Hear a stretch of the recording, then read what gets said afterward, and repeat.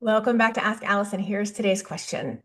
I know a niche is important, but I'm having a really hard time committing to one. You are not alone. Okay, before I get into this, I want to thank TherapyNotes for sponsoring Ask Allison. I've talked about this practice management system for years, and you might know all their features by heart, but I want to tell you what really sets them apart, and it's that they genuinely care about your experience. It's not just about troubleshooting problems you might have. They actively implement user-suggested features like secure messaging, clinical outcome tracking, real-time insurance checks, and their AI feature Therapy Fuel.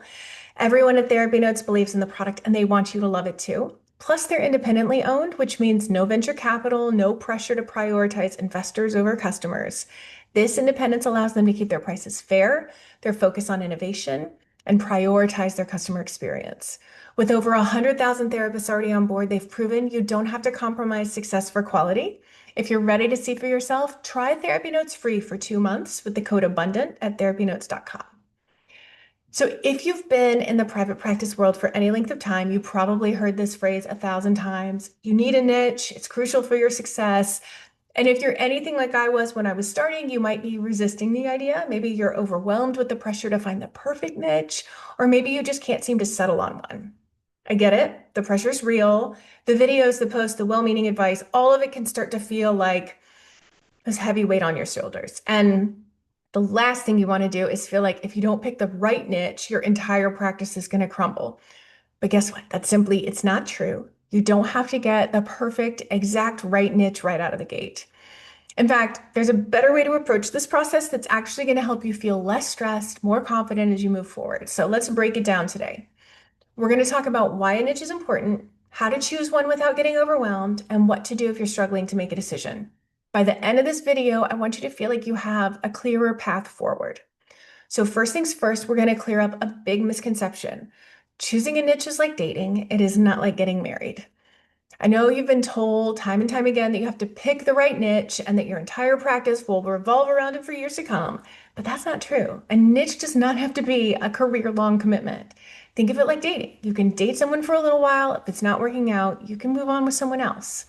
That's how choosing a niche works. It's not about locking yourself into something for the next 30 years. It's about finding something that works for you right now. Maybe you won't grow it in a few months. That's perfectly fine. Changing your niche, especially at the beginning, is something that's maybe going to happen. And it's not as hard as you think to shift it. Yes, you're going to have to redo or update your website, your listings, those kinds of things. It's not the end of the world. It's not something you'll be doing every few months. So take the pressure off yourself. If you're feeling stuck about choosing the perfect niche, I want you to give yourself permission to try something out, to pick something that feels good now and see how it works for you. You can always change it if it doesn't fit. Now let's talk about something else that can keep you stuck, is like forcing insight. You can't just sit there thinking about niche and land on a niche. Choosing a niche is something that requires reflection, yes, but if it's not an easy answer, finding your niche requires a deeper level of asking yourself a series of questions about who you do your best work with, who you enjoy working with, and who you don't. You can't meditate those answers into existence. If you sit there trying to make a decision without reflection, you're likely going to choose something out of fear or anxiety, which is not the best foundation for your practice. If you need help with this, our $27 Know Your Niche course has clarified within an hour to an hour and a half the niche of thousands of other therapists at this point. You can DM the word niche, and I'll send you the link for it. Or if you're listening, head to the show notes. Here's another big niche roadblock that many of you are dealing with. What if you already know your niche, but you're feeling like you're not good enough for it? Here's that saying, imposter syndrome, right? It's real, but it doesn't have to control you. You might have a niche in mind, like working with high achieving professionals, which is more of a demographic, like high achieving professionals with panic disorder. There's your niche.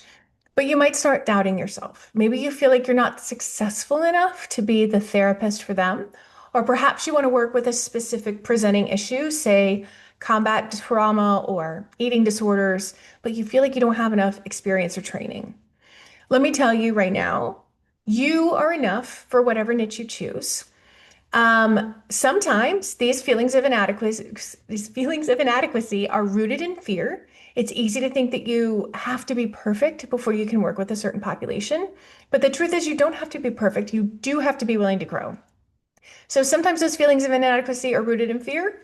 Sometimes those feelings of inadequacy are rooted in lack of experience and lack of education. If you feel like you don't have the training yet, that's what supervision and continuing education are for. They are there to help you develop and expand your skills. So if you know your niche, but you feel like you're not ready, get support on your way to the niche. Start meeting with a colleague, attend a training, keep a journal of all that you're learning and what you're confused about. Get consultation or supervision. Take clear, actionable steps toward that niche, and you're going to feel much more confident. And when it comes to the fear that your niche won't pay for your services, like, oh, people with X disorder or people struggling with Y, they're not going to pay out of pocket. That's just a myth. Most niches, like the vast majority of niches, are willing to pay for therapy if they can. So it's making sure, and there's like 1% of niches, like working with an unhoused population that cannot pay for services, but a lot of people can. So if you're holding back because you're afraid your ideal client won't have the financial resources to pay for your services, I want you to dig deeper. Are you offering real value? Don't let your imposter syndrome answer that. I want you to answer that. Do your clients see the work in the work you're doing? Like, are your clients reaching their goals? If so, they're going to find a way to make it work. You don't need to undercut yourself because of assumptions about pricing. No, you're not going to make, a ton of money working with an unhoused population, but most other presenting concerns are experienced by people across the financial spectrum. Another couple things that get in the way are decisiveness versus perfectionism. So let's take a step back, um, and talk about just like decision making in general. Are you decisive or do you tend to struggle with decisions? If you hesitated to even answer that question, you're likely someone who struggles with decision making. And guess what? You're not alone. Many people have difficulty making decisions, and that can spill over into choosing your niche. If you're someone who tends to avoid decisions, then the thought of picking a niche might feel like a huge burden.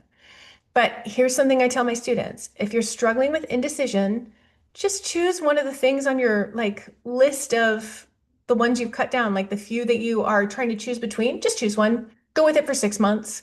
It doesn't matter if it's the perfect niche for you. It's about taking action and learning as you go.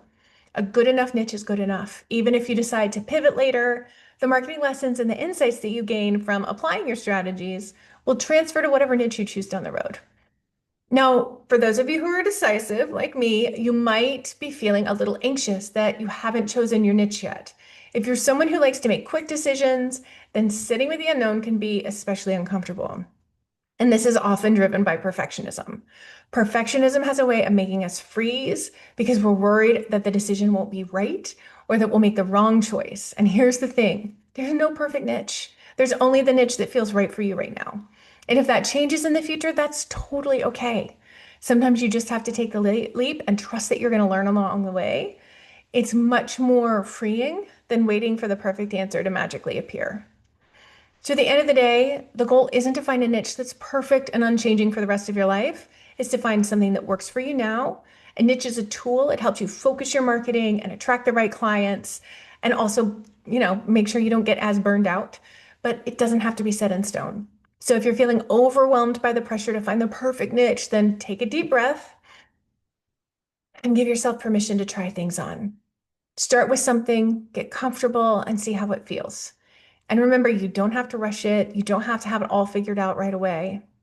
So if you're diving into this world of niches, you've probably already heard the term ideal client. If you DM me the word sheets, this week's free worksheet is niche versus ideal client. You'll also get a link to all the previous worksheets in the series to help you navigate your practice with much more clarity and confidence.